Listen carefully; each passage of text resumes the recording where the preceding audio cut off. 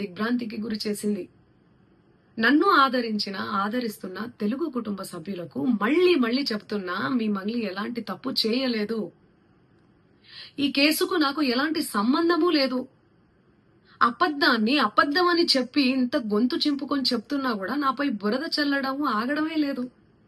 అందుకే ప్రతి చేతిలో ఉన్న మొబైల్ కు, రిమోట్ కు నా మొర చెప్పుకుంటున్నాను.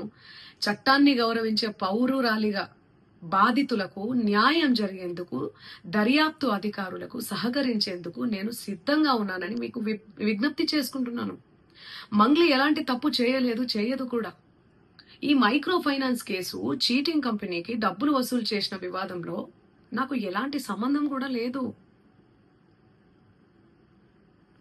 మధునాయక్ ను మా కమ్యూనిటీ ప్రోగ్రామ్ లో భాగంగా నన్ను, నా తమ్ముడు శివాను కలిసిన మాట వాస్తవమే.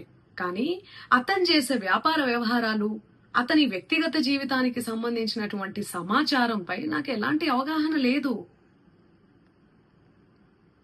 ఈ కేసు విషయం నా దృష్టికి వచ్చిన వెంటనే నేనే స్వయంగా వెళ్లి అడ్వకేట్ సుబ్బారావుతో పాటు రమావత్ మధుపై పోలీసులకు ఫిర్యాదు చేసిన. తప్పు చేసిన రమావత్ మధు అండ్ గ్యాంగ్ పై ఖచ్చితంగా చర్యలు తీసుకోవాల్సిందే. బాధితులకు న్యాయం చేయాల్సిందే. ఈ కేసులో మోసగాళ్లను, బాధితుల అంశాలను పక్కన పెట్టి నాపై, నా కుటుంబ సభ్యులపై దుష్ప్రచారం చేసేందుకు కొందరు వ్యక్తులు కావాలని హేమకాంత్ రెడ్డి, సుబ్బు అడ్వకేటు, మధునాయక్ ఈ కేసులో మోసగాళ్లను, బాధితుల అంశాలను పక్కన పెట్టి నాపై, నా కుటుంబ సభ్యులపై దుష్ప్రచారం చేసేందుకు కొందరు వ్యక్తులు కావాలని ఈ వివాదంలోకి నన్ను లాగుతున్నారు. నిజానికి ఈ మైక్రో ఫైనాన్స్ అనే వ్యవహారంలో నష్టపోయింది బాధితులతో పాటు నేను కూడా ఒక బాధితురాలనే. వాళ్ళు అమాయకులు డబ్బులు పోగొట్టుకున్నారు.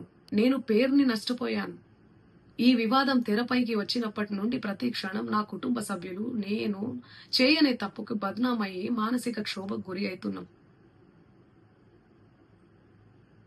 సో దయచేసి ఆలోచించండి అందరూ కూడా, ప్రజలారా.